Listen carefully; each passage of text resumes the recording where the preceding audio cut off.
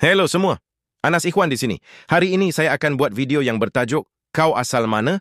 Jadi, nikmati video ini. Nanti kalau aku belajar kat luar, mesti orang tanya aku asal mana. Lepas tu aku cakap lah aku asal daripada Kedah. Lepas tu dia cakap tak nampak macam orang Kedah pun. Lepas tu aku cakap balik, lah takkan orang Kedah nak tok padi atas kepala aku pun nampak macam orang Kedah.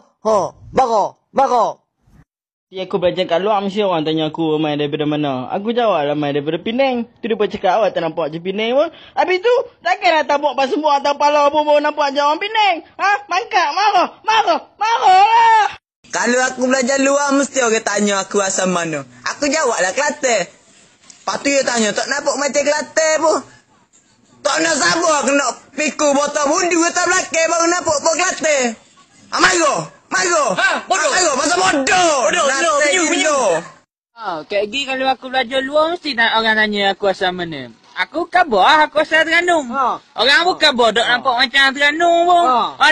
Dah sabar aku nak tak penyu saya ke atas belakang baru nampak macam Terengganu. Marah. Bayar marah. Bodoh marah. Bayar marah. Bodoh. Bila kau belajar luar, orang luar tanya kau asal mana. Kau jawab lah, saya faham. Lepas tu, saya ni tak percaya pula sebab muka kau ni tak ada gaya, orang faham.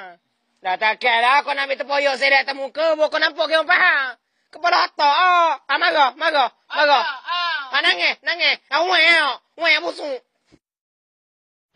Kalau aku belajar di luar negeri, mesti ada orang tanya, kau ni asal dari mana? Jadi aku cap lah, aku ni asal dari Sabah. Lepas tu orang dah percaya. Jadi nak kan lak mau pikul tu gunung Kinabalu di belakang aku, baru orang percaya. Aduh, budunya palui.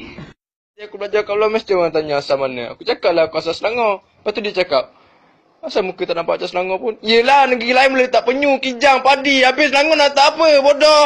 Marah. Nanti kalau aku belajar luar negara, mesti diorang tanya aku asal dari mana.